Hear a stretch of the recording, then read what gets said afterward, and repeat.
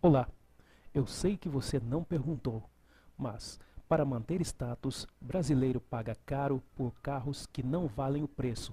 Quem avalia é a revista Forbes. É o governo sempre explorando o brasileiro burro com altos impostos. Por exemplo, a Hyundai Tucson.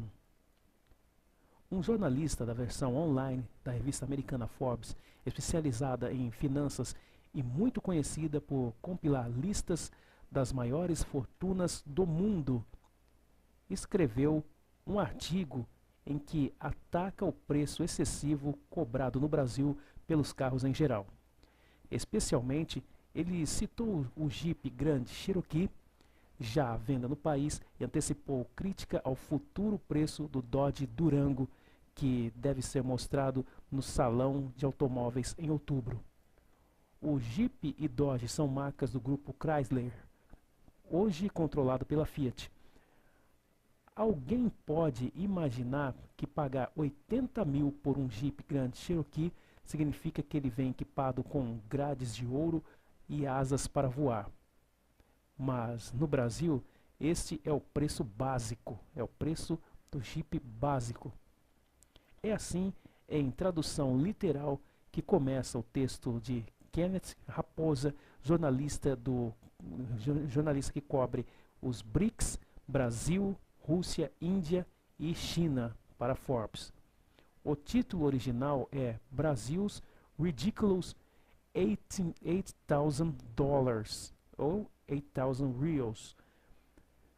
Sublinhar o exagero daquilo que se refere, no caso preço, em vez de simplesmente significar ridículo, mas a crítica continua duríssima. Raposa centra sua argumentação nos modelos Chrysler e não comenta, por exemplo, que mesmo os carros fabricados no Brasil também são relativamente caros. Burro! O jornalista aponta culpados pelos preços inflados, ele que prevê o Durango a 190 mil reais, impostos sobre importados e outras taxas aplicadas em produtos industriais, com os 179 mil que paga por um único Grand Cherokee. Um brasileiro poderia comprar 3 se vivesse em Miami, escreve Raposa. O valor da versão Laredo, a Limited, custa 204,9 mil reais. Mas a questão principal para ele é mostrar que o brasileiro, burro pra caramba, que gasta esse dinheiro todo no modelo Jeep, não devia acreditar, não devia aceitar que está comprando um produto que lhe dê status. Sorry, brazucas, escreve Raposa. Não há status em comprar um Toyota Corolla, Honda Civic, Jeep Cherokee ou Dodge Durango. Não se deixe enganar pelo preço cobrado. O jornalista acrescenta que um professor de escola primária pública lá no Bronx, bairro de Nova York, pode comprar um Grand Cherokee pouco rodado, quanto no Brasil trata-se de um carro de bacana. Povo burro, hein? Burro. A citação de Civic Corolla é importante porque nos Estados Unidos estes são considerados carros baratos de entrada, mas no Brasil, mesmo fabricados localmente, custam mais de 60 mil reais, cerca de 30 mil dólares. Se é caro é melhor? Ora, o que Kenneth Raposa diz no fundo é que o consumidor brasileiro confunde preço alto com qualidade e atribui status a qualquer coisa que seja cara. O jornalista reconhece que vê esse valor de imagem em carros Audi, BMW, Mercedes-Benz e grifes esportivas italianas, mas jamais em modelos do grupo Chrysler.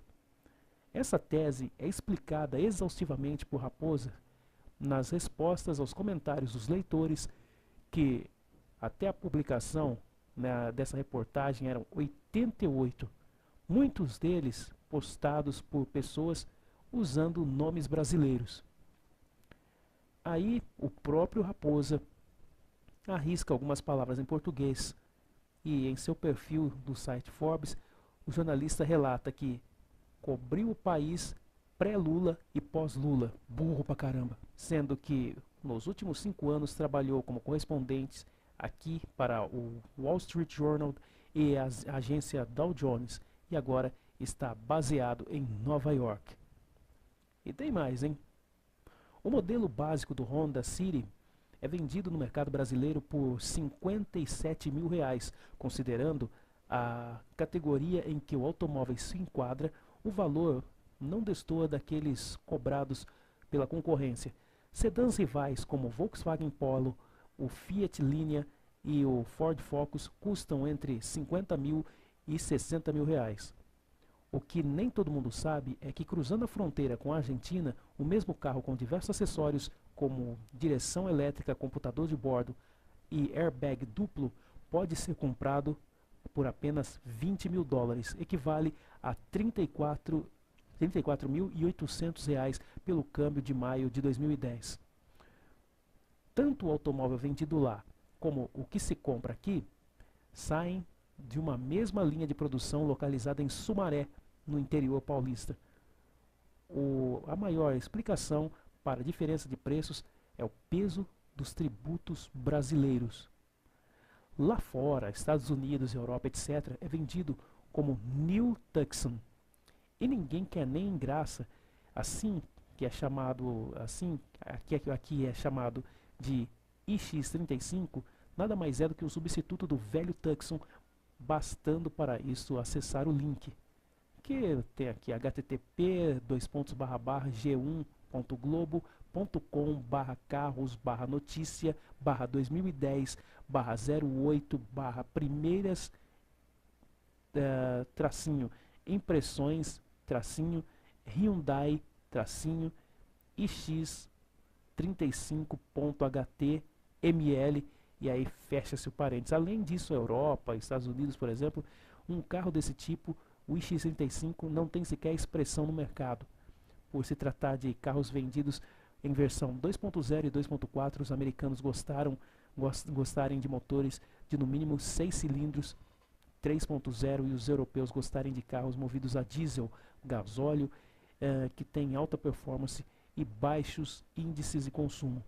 Fico perguntando para mim qual seria o motivo do brasileiro ser tão tolo, ser tão burro, ser tão tapado, ser tão idiota, ser tão otário a ponto de aceitar pagar um preço absurdo dos veículos, só sendo muito burro mesmo.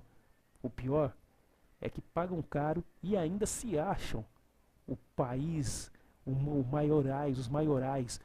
Brasil, um país de tolos, um país de otários, um país de idiotas, um país de gente burra, um país de gente estúpida. Parem de comprar essas carroças, seus trouxas. Um Golzinho no Brasil custa o mesmo preço de um Corolla nos Estados Unidos.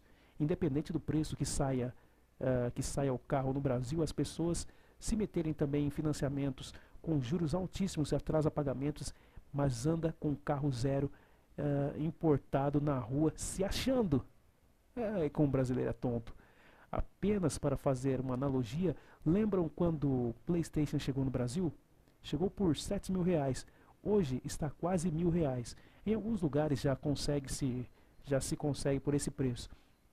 Vocês acham que esses 6 mil reais de diferença eram tributação? Tudo é caríssimo quando é lançado. Na Ásia, onde o Astra é fabricado, ele não serve nem para táxi porque é um carro super fuleiro. Lá, a Toyota Hilux SWA custa só 8 mil reais.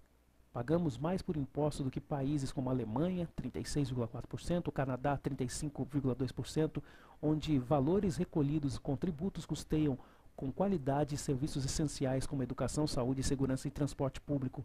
Nós brasileiros achamos sempre que um produto estrangeiro é melhor do que os nossos. Na verdade, o Toyota Corolla é fabricado no Brasil e nos Estados Unidos. Veja, por exemplo, em www.noticiasautomotivas.com.br www.noticiasautomotivas.com.br. Nosso aço é superior a de muitos países ricos desenvolvidos. Poucas pessoas sabem, mas para não perder os mercados competitivos dos americanos, tivemos que aumentar as tarifas e importados como países que recebem o nosso aço tarifam e até fazem subsídios dos produtos deles e às vezes barreirando o nosso aço quando se sentem ameaçados. Carros importados são muito difíceis de verem nas oficinas.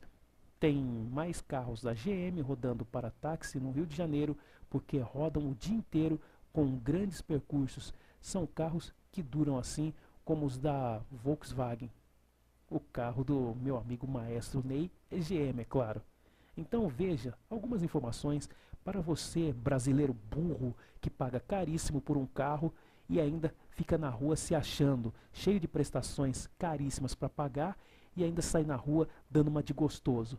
Burro, povo idiota, povo tapado, tem que se fuder mesmo. É isso aí. Isso aí é graças à burrice do brasileiro, o governo não investe em transporte coletivo como deveria investir. Então, graças a você, povo burro do caramba, povo burro do caralho, você é o culpado disso daí, tá? Se você brigasse para que investisse em transporte coletivo, não precisaria querer se achar o melhor, o bambambam, bam, bam, com um carro importado, que é uma verdadeira carroça lá fora. Você, brasileiro, você tem que se fuder mesmo, porque você é burro pra caralho.